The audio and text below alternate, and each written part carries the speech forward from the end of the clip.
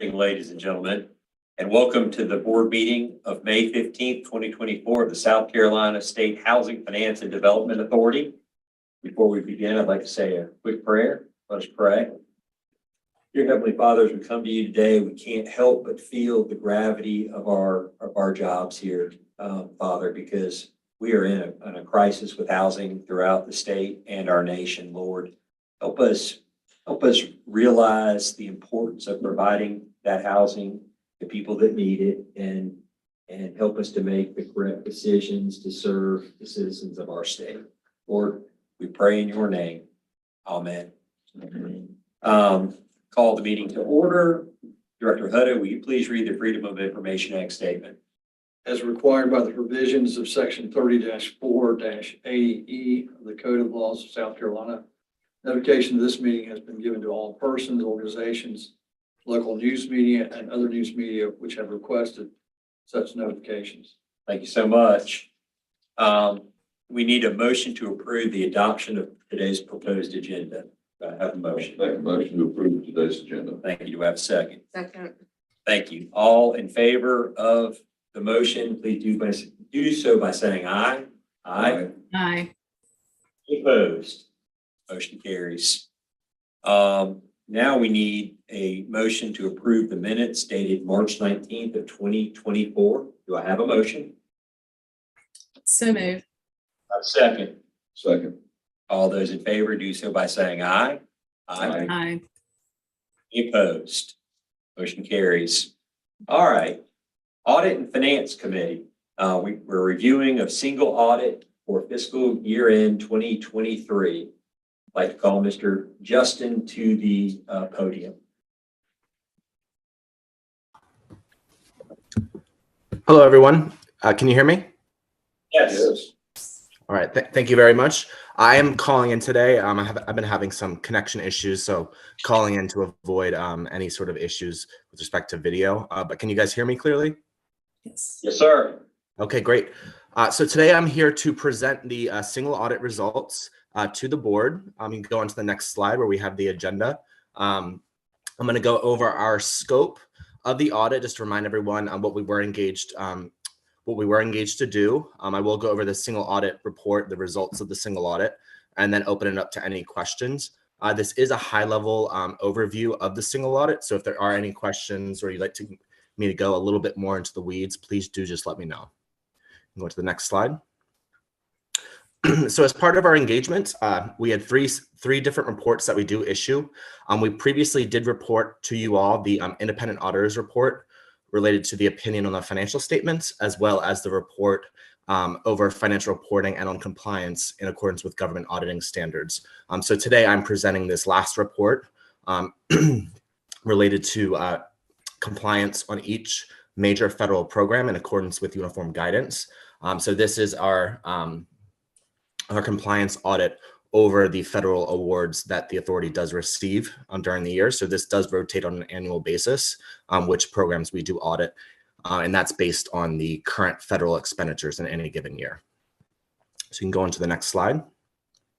Okay, so for the current fiscal year, we did audit the Housing Choice Voucher Cluster, the Emergency Rental Assistance Program, the Homeowner Assistance Fund, and the Housing Trust Fund. As far as our opinions on the programs for the voucher and the ERA program, those were qualified opinions based on the findings we did have in the program. And the Homeowners Assistance Fund and the Housing Trust Fund were both unmodified opinions. We did not have any findings in those programs. And I will go into a little bit more detail of what the programs were on the following slide. But before we move on, just want to highlight we did previously report the financial statement findings related to finding 2023-001.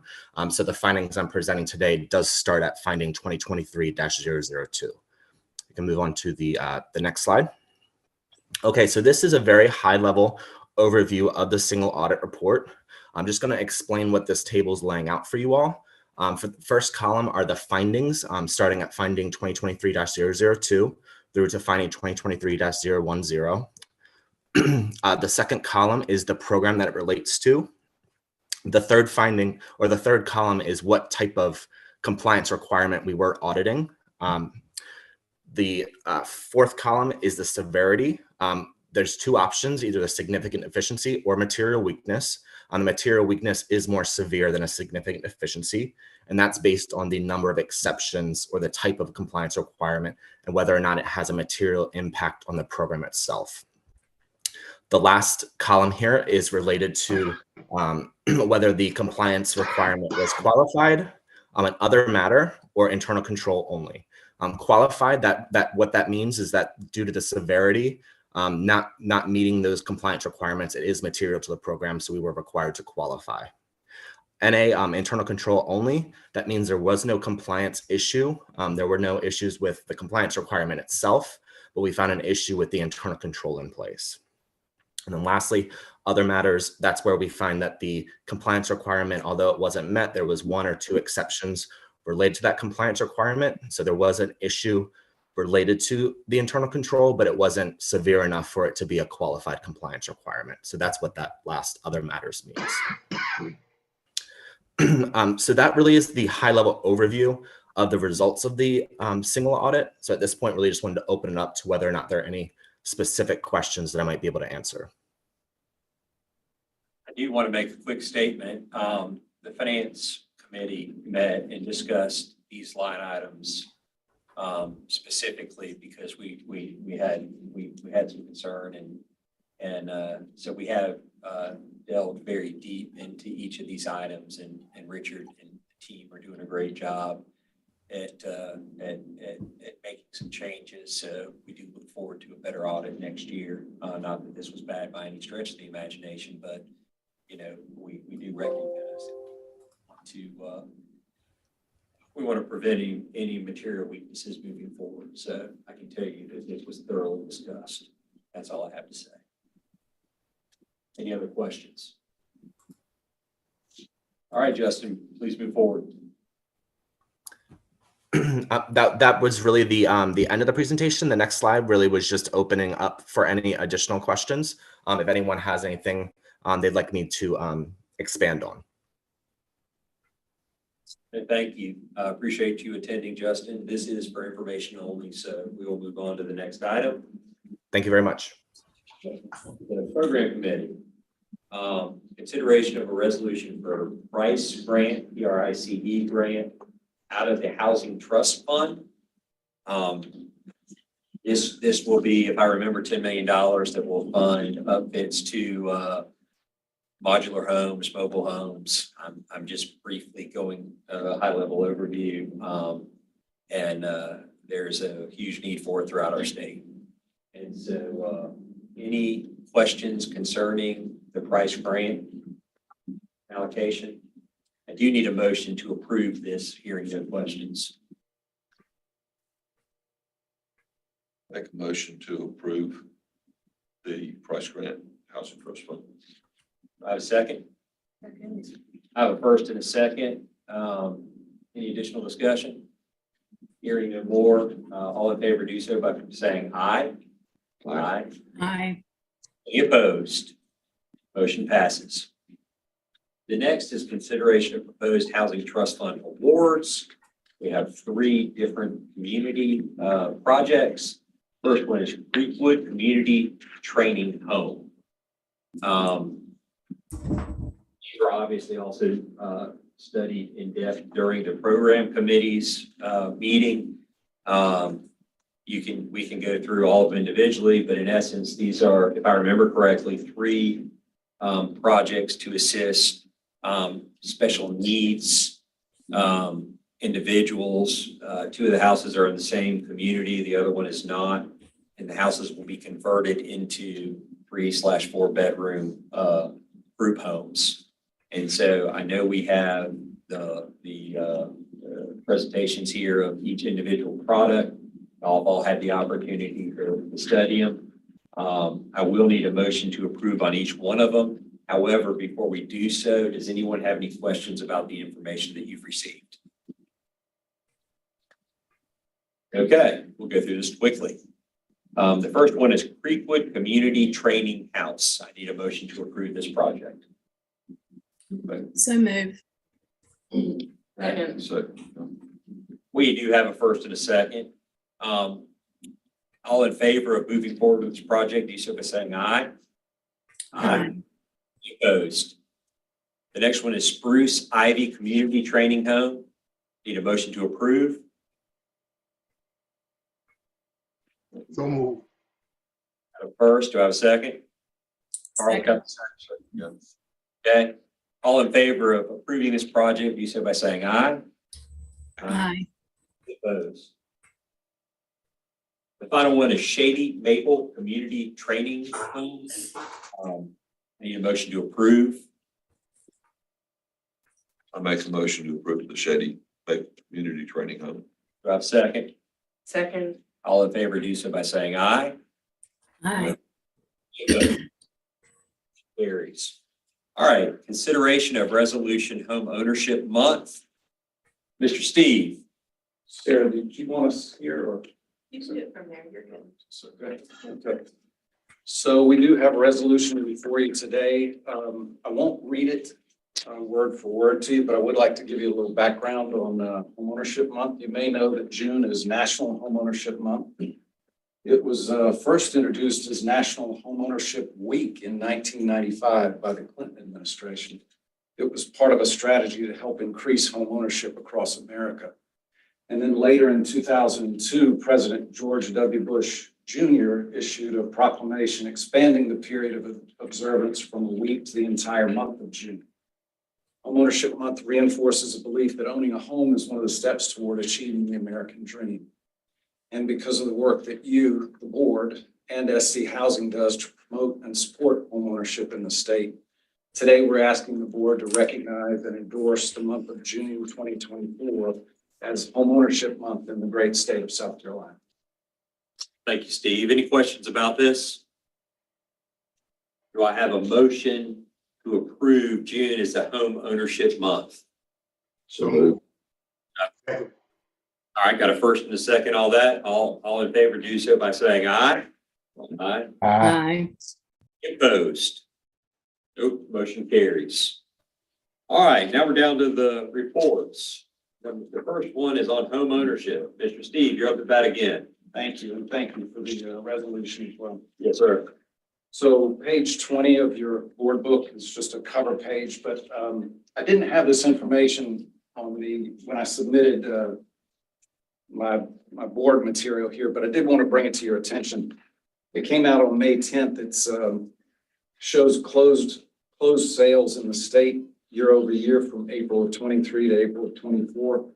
And it's categorized by sales price ranges. So it shows from 150,000 to 250,000 from 23 to 24 in April. Sales are down 13.7%, about 2,800 units. And then below that, $150,000 homes and below is down over 22%. So that's roughly 1,800 units. But I just wanted to show you that in terms of activity from 23 to 24. Steve, real quick. I kind of feel like that's due to the fact that there aren't very many $150,000 homes or less. Absolutely. And it's just kind of a supply and demand issue, and most homes are well in excess, as we know. Average house in South Carolina is roughly $366,000, so Correct. we just don't have the inventory. And you probably wouldn't be surprised that houses from 750,000 to $1 million, the sales were up 7.1%. And $1 million and above were up 15.4%. That's exactly. Yeah, I'm not shocked by that fact. I am astounded that housing is this expensive in our state, Agreed. but I'm not shocked, unfortunately. I'd be happy to share that with you guys if you're interested. Thank you, sir. Sarah, page 21 of the board presentation. So I wanted to show you, I just picked a point in time, the past 6 months or the previous 6 months activity from November to April. And I look back a year at the same period in 23 to show you what we've been able to do with our programs. And starting on the left, you see the bond program, or we call it SC Home Buyer. So in 23, we funded 97.5 million, 491 new homeowners. In 24, those numbers are up 105.6 million, relatively flat, but the number's higher, not lower, even though the sales are down. the program, we call it TBA, but it's just loans sold into the secondary market. You can see that in 23, 17.4 million, 24, 33, almost 33.6 million. So more loans being sold into the secondary market. And just as a reminder, we're basically selling loans to Fannie, Freddie, pooled in JMA, VA, FHA, and USDA loans being pooled in Ginnie Mae securities. So those are loans that very similar to what a bank could do. There are fewer restrictions. You don't have to be a first-time home buyer, that type of thing. And then the MCCs are tax credits for single-family homes. Those numbers are down, but we had a few months last year where we suspended the issues, so the program wasn't open for a few months. Is the reason that's down. So you can see from 23, 121.6 million, 597 new homeowners. That number's up to 144.8 million in 24, 651 new homeowners. So it looks like the demand for our programs is still good, even though sales in our price range are down. The next slide, page 22 in your presentation. I think you're familiar with the program that we do typically in the spring and summer, Palmetto Heroes. This is the program where we help community service personnel buy homes in the neighborhoods that they work in, hopefully. So this is for teachers, nurses, law enforcement, first responders. This year we offered $12,000 in down payment assistance. Thank you, Mr. Chairman. We launched this on April 15th. I've got some updated numbers here. So as of this morning, so we're 4.5 weeks in. We launched on April 15th. As of this morning, we've locked 189 loans for $45 million. So the demand is strong. I don't mean to interrupt. Can we afford to do more?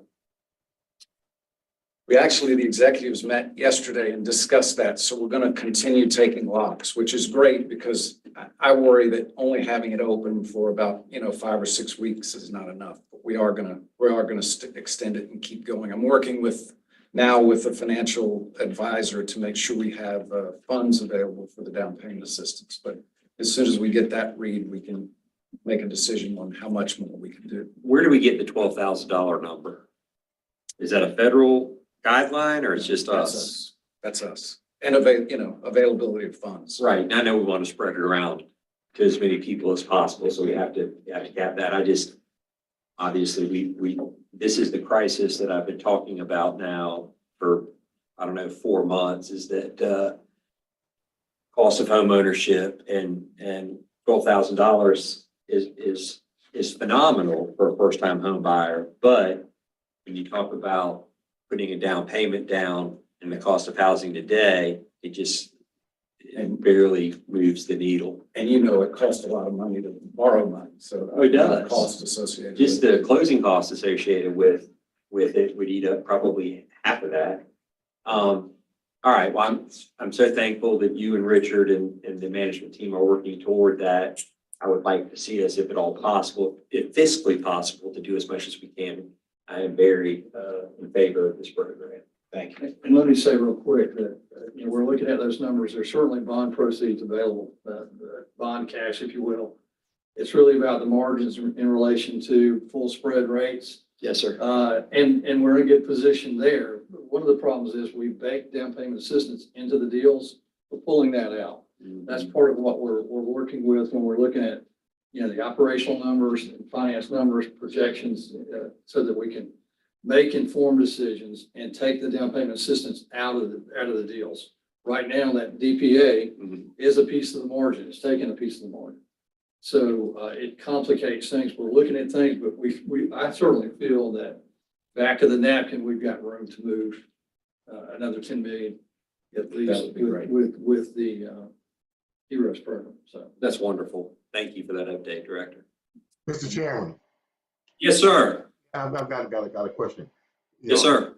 In this program, the eligible participants, when we talk about teachers, could we look at the possibility of Head Start teachers being included in this. I don't think that they have the teacher certificates, but they do receive some type of certification. But is it possible that Head Start teachers could be included in this? So you're talking about non-licensed teachers that are practicing. I'm talking for Head Start. We could certainly look at that. Currently, I think we define teachers as, we include librarians, speech pathologists, classroom teachers, school counselors. I think there's a fifth category too. So we've tried to widen it out and include other people that are in front of students in and out of a classroom setting in a school. So, but yeah, we can look I into mean, it. if they're literally teaching, I don't know, we will have to consider that. Great point, Commissioner Gardner. And it sounds like Head Start, they're doing that early childhood education, which is, very important. And a lot of those positions don't make a whole lot of money, but providing them with an opportunity to be a homeowner, if possible, might be a good thing to look at. Yes, sir. Thank you, sir. And that actually concludes my report for today, unless there are additional questions. Are there any additional questions for Steve? I have a question, but it's on your previous topic. With the passing of this resolution, is there anything that the commissioners can do to support this in June, or any, help that we can do to promote it or anything like that? I'm not sure. I walking in this morning, I was with one of the communications folks, and we were talking about what can we do to help support it. So we're talking about that. And if we can, if we think of anything additional, we'll certainly reach out to you. Okay, yeah, sure. Happy to help however we can. I think it's definitely, I know Dell's probably on, we can put on our website. Yeah, we have a newsletter. We'll probably put it there. I asked, could we do a press release possibly? That'd be great. Highlight. Thank you, Steve. Thank you. Great question. Any other questions? Hearing none, we'll move on to mortgage servicing. And I'm not allowed to say Miss Kim, I'm just supposed to say Kim. So Kim, you've got the stage. Good morning. I'm here today to give you a little information on what has been going on in the mortgage servicing Please, thank world. you. I'll be discussing slides pages 24 and 25. But I'd like to start by saying during the month of April, State Housing's first mortgage portfolio reached 10,000 loans once again. Wow. We've been here before because of what happened in 2007 and 8 with the mortgage industry. Our portfolio shrank, but we're back at that 10,000 mark. As of yesterday, we had 10,043 first mortgages with an outstanding principal balance of over 1.2 billion. The portfolio is broken down with 70% of the loans being FHA, 14% USDA, 12% conventional, 2% VA, and 2% uninsured. Okay. We also service 7,360 down payment assistance loans with an outstanding principal balance of over $59 million. And those down payment loans, some are repayable, some are forgivable. So we also service 284 of Housing Authority's multifamily loans. We ventured out with Habitat for Humanity a few years ago, and we successfully serviced 196 of their loans. And we still have 253 hardest hit loans from SC held on our books. So we have a total portfolio of 18,136 loans. That's a lot. My first slide is regarding our delinquency rates, and unfortunately, our delinquency rates have grown, and it's very hard to set goals for my staff to reach a less than 10% or 11% delinquency rate when you have such things as underemployment or unemployment, availability of third-party payment assistance such as the HALF program, which it ended. We received our last payments in April of 2023. There are also a few local nonprofits and ministries that will help individuals with payments. Also, our customers, a lot of them live paycheck to paycheck, so home repairs, car repairs, et cetera, that they may have to use their income on also affects their ability to make their mortgage payment, as well as we have some elderly customers in our portfolio who face medical problems. They're out of work, so their income's reduced, plus they have medical expenses. So with all that coming into play, it's hard to say we're going to keep our delinquency rate at a certain percentage.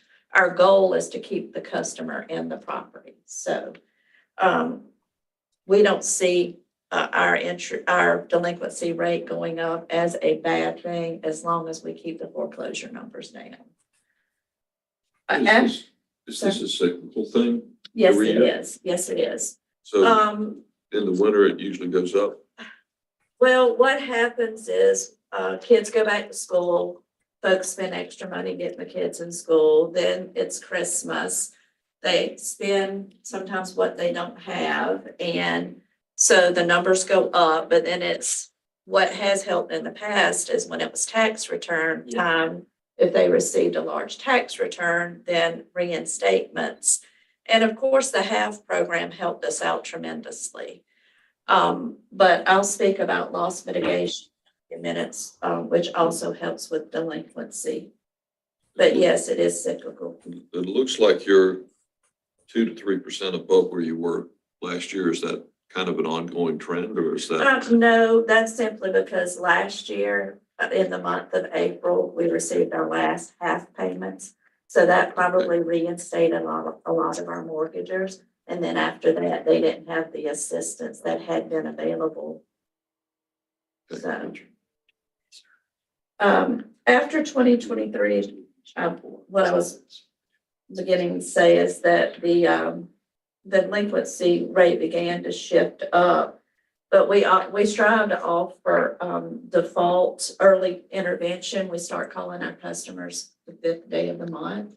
HUD says we have to call at least 2 times a week until we make contact with the customer and receive a promise to pay. So we're constantly on the phone trying to reach these customers. We also have our normal mail outs, and if we're not able to reach the customer, we inspect the properties. But HUD, we have to offer what the insurer's guidelines state that we can offer for loss mitigation. And HUD allows us to offer partial claims, which say a customer's down 6 payments, we can take that 6 payments, wrap it up into a note and a mortgage that the customer has to come in. It has to be closed with one of our attorneys. And that becomes a loan that then becomes due once our first mortgage is paid off. It's serviced by HUD, and the mortgager, if they in a year decide to sell the property, they have to pay off our first mortgage, maybe our down payment assistance, and this partial claim that HUD has. So is that a second mortgage? Yes, it is. It's another lien on the property. Okay. We try to avoid that with forbearance agreements, which we review the customer's ability to pay, and if they have excess funds at the end of the month, then it can support we'll go up to 12-month repayment plan, which is to make your normal monthly payment plus your arrearage divided over a 12-month period. Just out of curiosity, what kind of interest rate do you charge on that? HUD does not charge an interest rate. So it's just money that's set aside? Yes, it's just a loan that's tagged on to the very end. And then once our mortgage is paid off, then they have to start making payments on that loan to HUD.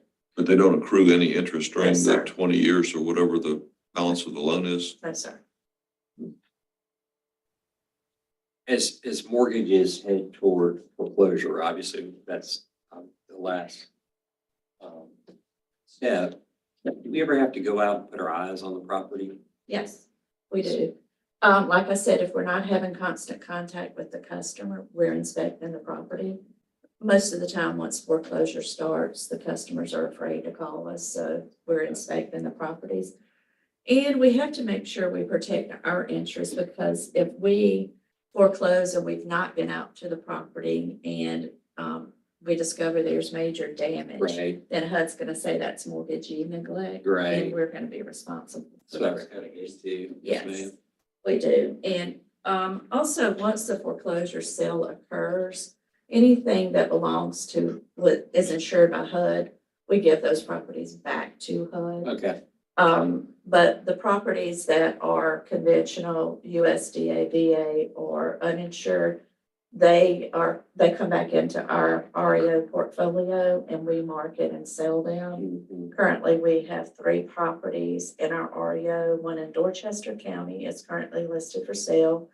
Georgetown County, it has an active contract that should be closing at the end of the month. And we have one that will be coming to us from York County that is still occupied. Thank you. And what was the higher levels of the REO portfolio, say 09, 010? At one time, we had over 120 in our portfolio. Right, it's a different world. Yes. Well, I mean, there's not enough housing and so properties don't sit in REO. Most of the time when we go to foreclosure sale, the properties are bought by a third party, so we're made whole and we are not filing a claim, Mhm. which is good for us. Mhm. Also, there's a graph here about our new loans, and it's the same with that. Spring and summer, new loan sales go up, especially with our Palmetto Heroes program. And then, once we get into winter, it slows down again, so we'll see a rise in new loans being boarded. Paid in fulls, same thing. It's mimics the new loan. Mhm. And I also shared a new slide about our fees collected. Monthly, we're collecting somewhere in the average of maybe 350 to 400,000 in fees. The majority of those fees are the servicing fees we receive from single family for servicing the loans. Also, it's late charge fees we collect from the mortgager, which is mandated by what the note says. So that's income coming into the servicing department. And I believe that's it for me. Do you have any questions you'd like to ask me? Commissioners, any additional questions you'd like to ask Ms. Kim, or Kim, excuse me? Hearing none, thank you for your presentation. Teresa, we need the HR quarterly report.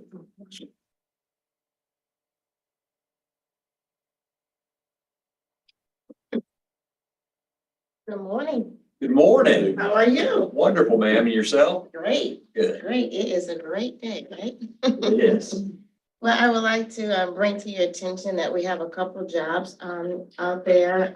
We always welcome individuals who are interested in joining up with South Carolina Housing to view our postings. So if anybody's interested or looking, please do so. Our link is on our website page.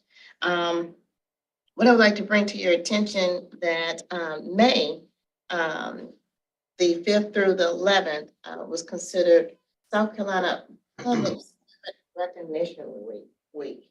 And Sarah, if you have that, you can share that information. It was a proclamation by the governor.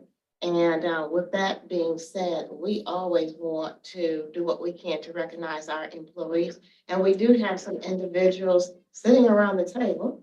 And we have some individuals in our agency that will be celebrating some stately and agency type awards. And I just want to bring to your attention, we're so glad that we have Executive Richard Hutto from the state. 40 years, I'm right? really not that old. How could that be? You're a grandfather, but you are. I'm just kidding. 40 years with the state, so congratulations. Yes, here. So we have Renee Long, who's sitting at the table today, our leader in communication. She's been with the state 30 years. Wow. Perfect. We have people sitting around the table who are being acknowledged. Steve Clements, he gave a great report today, 10 years with the state, so we're recognizing him as well. Brandy Fisher, Mary Ann, she joined us not long ago. These are 10-year state employees, so I want to congratulate them at this time. Wonderful. And then we also have those individuals within the agency, meaning that they have been working with South Carolina Housing. Richard, again, 35 years with the agency. Wow. So we appreciate you being here, coming back and celebrating with us 35 years. Sherry Kelly, Claude Spurlock, Christina Anderson, Chris McMillan, you're in the room someplace, aren't you, sir? Yes. Steve Clemens and Jeff Blair, thank you so much for the service that you have providing us. We are happy that you are with us. We want you to continue to stay with us. And this week on Friday, we're going to acknowledge all of our employees and thank them for a great service that they have provided, not only for us, but those people in South Carolina who are using our services. I don't think people realize the agony sometimes that people go through in their mind when they can't help somebody, but then they tear down and knock down every door, every opportunity, trying to reach those individuals to make sure that we can service them. So hats off to you guys, and thank you very much for what you do, not only for us, but for the state of South Carolina. With that being said, that concludes my report. Okay, Any questions? any questions? Thank you so much. Thank you.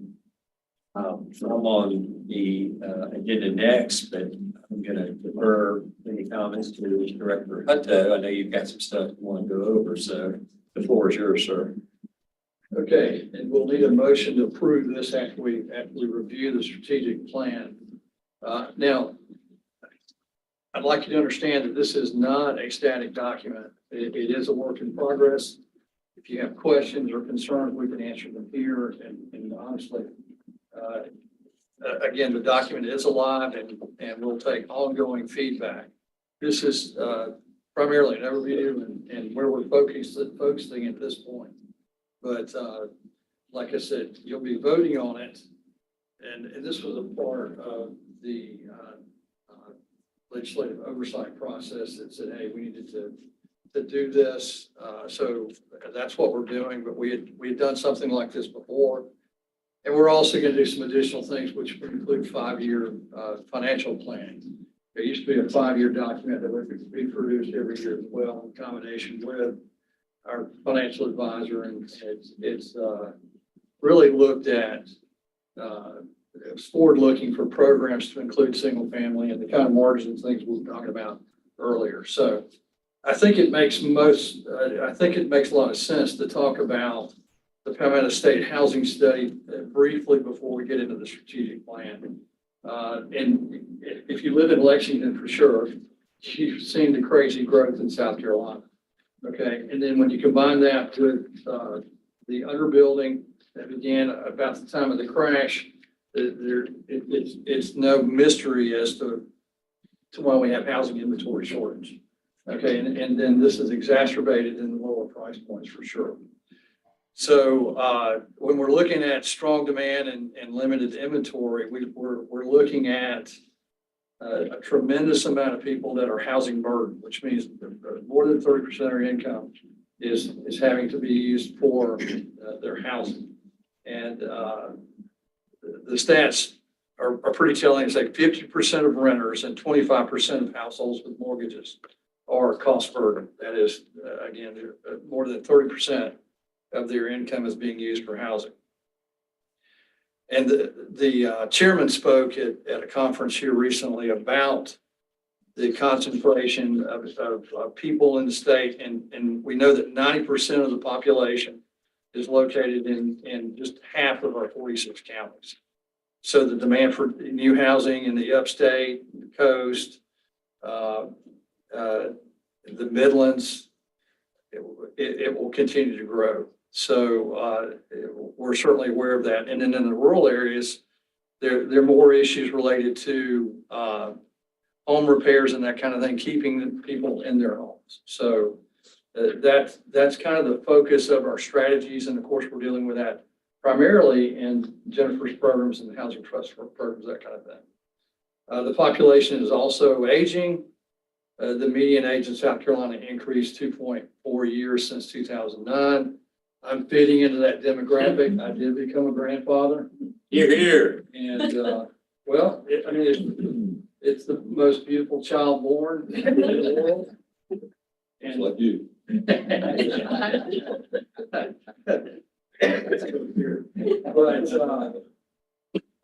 it's interesting because I had just boys, so I didn't do baby talk, and I look at this child and I lose about 30 IQ points. So we're both making some kind of unintelligible sounds to each other. So at any rate, but like I said, I'm doing my part, or actually I'm pushing that needle out further. But that does have, significant ramifications for housing programs and a lot of different things. So let's look at the strategic plan. And the first question is, what are we doing? And there are 5 things basically that we're doing. The first is, from a single family standpoint, we're providing competitive market-based financing products for homeownership. The second is we're providing comprehensive home repair programs to correct life, health, and safety issues. And then the same programs basically are providing supportive housing for vulnerable citizens as well. Then we're looking at, a big part of the multifamily projects are dealing with, rental housing shortages, especially affordable rental housing shortages. And that would be the tax credit program, the tax and bond program, and the home program. And then we're monitoring properties to ensure that the living conditions and rents from living conditions are safe and that the rents from. So anyway, that's the brief overview. We'll go section by section if we can for one minute here. When we look at the 6 different areas within the agency, the first is homeownership, and we're looking to expand homeownership opportunities through increased loan volume and down payment assistance. And we're talking about how the numbers work, what flexibility we have to provide more benefit to more households. And where that friction point is to help as many people as we possibly can. We're also pursuing the creation of more affordable options, including manufactured housing, modular homes, townhomes, and condominiums.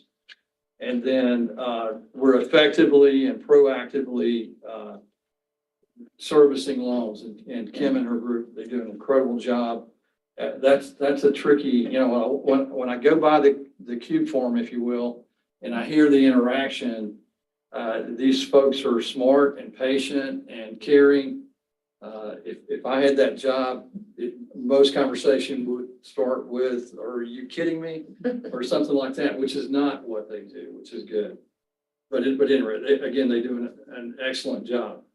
All right, when we look at development, we're trying to improve housing affordability and availability.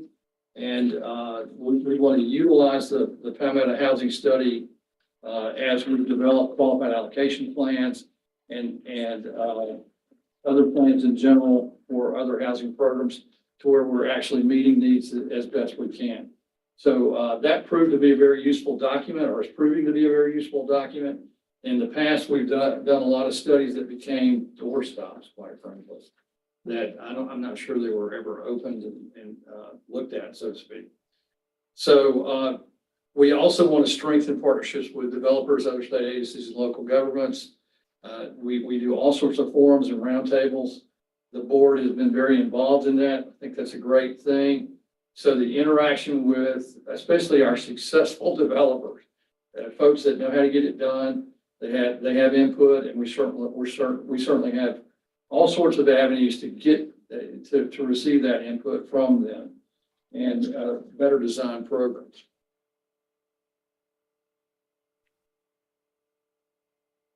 We also want to support the growth and the health of the state tax credit program. And the only way to do that is to monitor, the actual production. So what are the point ranking systems producing? And one of my first bosses in development, used to say, hey, look at the deals. Is there a deal that we wish we would have done that didn't point out? And then are there deals that we probably shouldn't have done that pointed out, so to speak? So the only way to ensure that effectiveness is to look at what you did, look at what it produced, and then adjust your plans accordingly, and try to get it more right, if you will, in the next business cycle. And then we want to research ways to impact the housing needs of vulnerable populations. And again, often those are the kind of supportive housing things you're seeing every month from Jennifer's group. And they do a great job as well. If we're looking at the next area is rental assistance and compliance, we want to support affordable housing initiatives throughout the state while ensuring regulatory compliance. Let me say this: I cannot overemphasize the criticality of appropriate property management. And if we're going to encourage, additional build and preserve additional inventory, it starts there. Okay. So, and again, we need to keep things in portfolio by partnering with management companies and, associations like Affordable Housing Management Association or the Southeastern, which is SAMA. We're connecting with these folks and we're in partnership to make sure these properties are appropriately managed. And again, that preserves the inventory. And then it also encourages the building of new inventory. Because if you see something that's working, that's what you want to do. When it goes south, when things aren't managed, when properties aren't managed the way they're supposed to, it causes all sorts of problems. Again, it will discourage future build, and at some point you're going to lose it from the affordable housing inventory. We also want to strengthen internal controls and processes to ensure that the rental subsidies are appropriately administered. That's a part of the cleanup from the single audit. And we're certainly in the process of dialing John Brown's staff in internal audit into a quality control perspective so that we're making improvements there, cleaning up things, if you will. Next, let's look at people. We want to attract and retain talented, engaged employees. And then as a part of that, we want to provide outreach to potential talent pools and onboard people properly. I'd asked Teresa for the number. We're looking, we had 13 different job posting resources to let folks know when positions are available. And certainly we want to train and develop. When we're looking at training is about performance, development is about retention. Okay. And communicating value to employees. And then that rolls right into succession planning, which is huge. You saw the folks with a lot of time in the building, and there are other folks that don't have quite as much state service, but are, approaching retirement age. So it's absolutely critical as that demographic shifts that we develop in-house employees to be able to fill those future slots and future openings. The next area is finance, and I've said it many times, but we have to provide accurate, timely financial and operational reporting so that we can make informed business decisions. When we talked about these kind of things in front of the all staff, my first question is, can anybody tell me what our appropriation number is? How much money are we appropriating? And obviously the answer is 0, which means it's a business. And again, we've got to dial in and receive those. Again, we have to clean up financial statements and audits and receive the operational information that helps us do planning. So we're completing the development of the templates for determining the P&Ls by business area, and that will also transition into recovering indirect costs for our 4 federal programs from the federal government, which is huge. You can't operate federal programs without the support infrastructure, and we need to make sure they're paying their freight. So that's a part of it. And we're also exploring approaches to incentivize the production of single-family homes for first-time home buyers. And this has been something the chairman is championing, and, you know, we're going to continue to talk about. He talked about extensively in that last conference. And so it's critically important.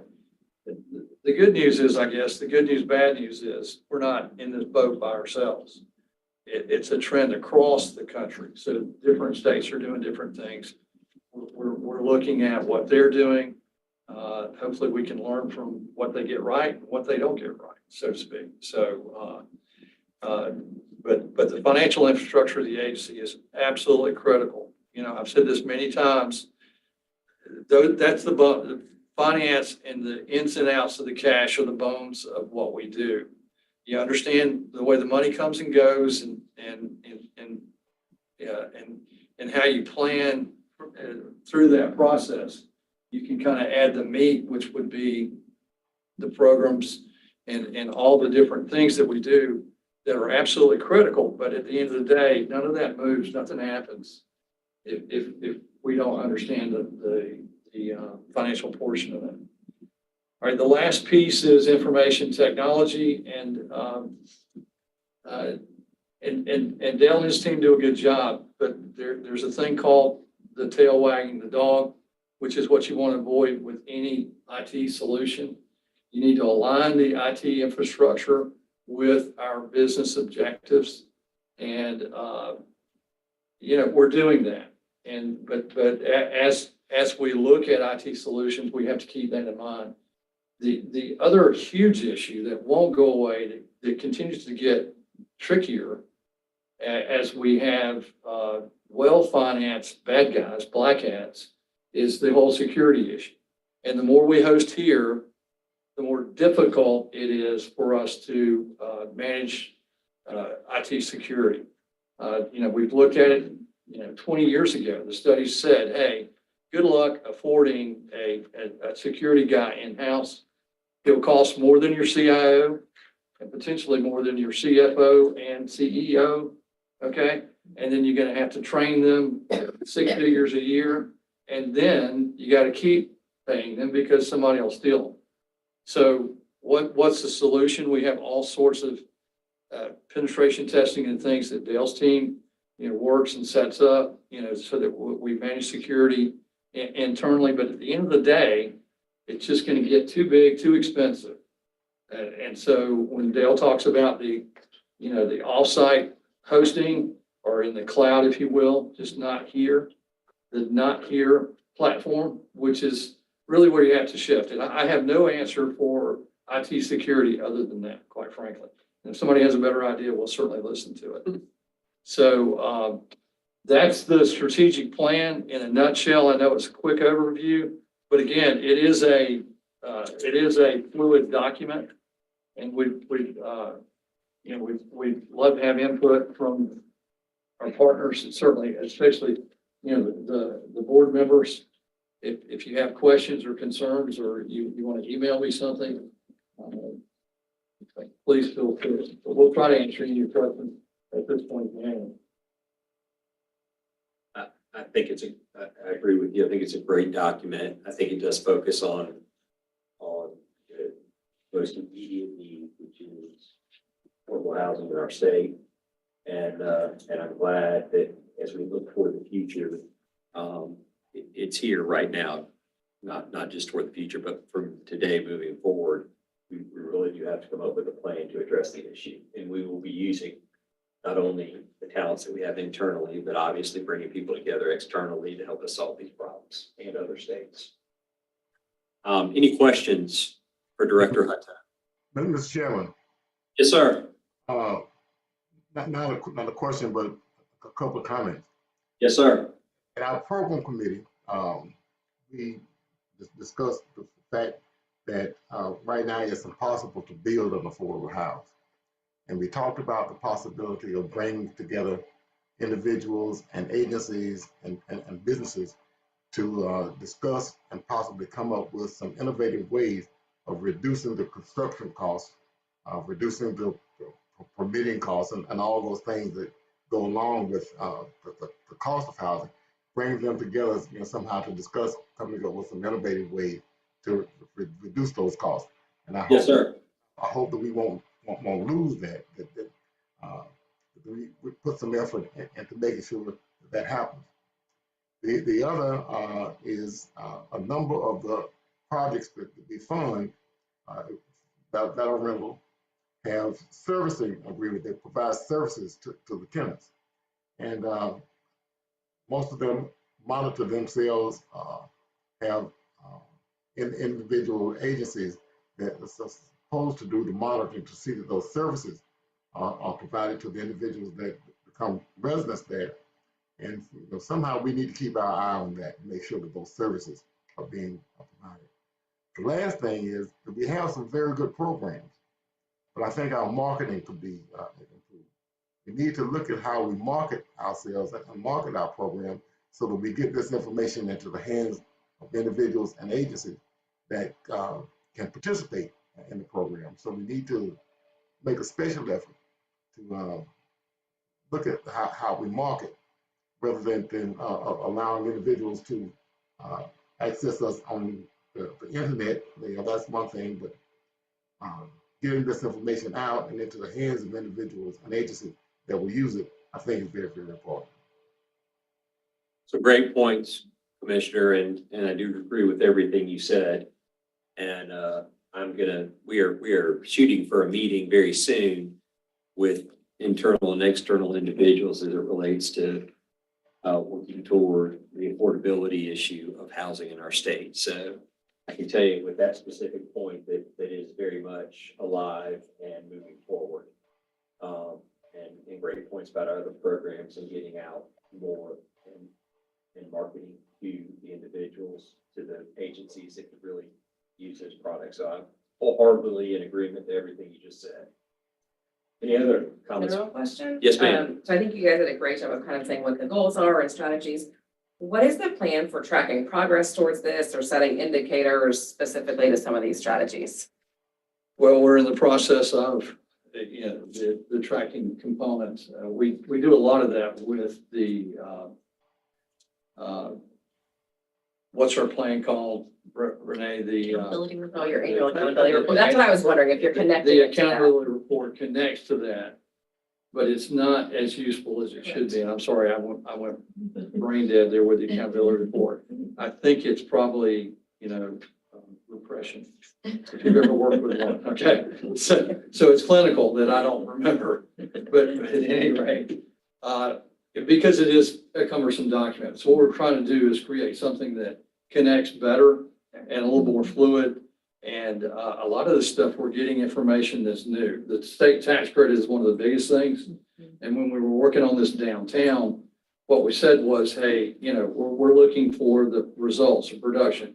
So housing is required to produce reports annually for all this production and to include the tax and bond production as well. So it's absolutely critical to know what we're doing, how we're doing it, and we're connecting those dots. But I do, and I probably shouldn't say in public, but the accountability report has not been particularly useful to me personally. However, there are pieces of it that I think we need to morph that thing to make it work for us better than we do, if that makes sense. And I probably got in trouble downtown saying that, but it's true. Great question. Any additional? Happy to chat about how maybe how we've sort of tried to blend some of those things together. Not that we've done it a great way, but I think we're all trying to figure out how to put all the pieces together. Because honestly, when I was neck deep in it, it was just get it done because we got work to do, and that's not using it as a tool, so to speak. Great questions. Any additional questions or comments? Okay, having hearing no additional comments or questions, we do need a motion to approve the fiscal 25-26 strategic plan. Got a motion? Make a motion, we approve the fiscal 25-26 fiscal plan, strategic plan. Second. Second. All in favor of the approval, do so by saying aye. Aye. Opposed? Motion passes. Now I'd like to call on Dr. Commissioner Baru to enter us into executive session. Mr. Chairman, I move to enter a closed executive session for the purpose of discussing a personal matter pursuant to South Carolina Code Section 3471 and ask that Richard Hudded, Executive Director, remain. And I did need a motion to enter into executive session. Do I have that motion? I'll make a motion. And we have a second? Second. I'll do so by saying aye. Aye. And we just read the statement, so we will be back shortly when the executive session is finished. Thank you so much for joining us.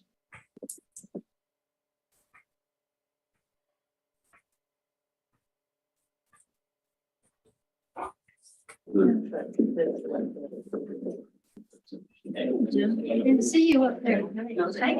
Jim, I'd like you to meet Gene Watson from Chesco Services. Jim.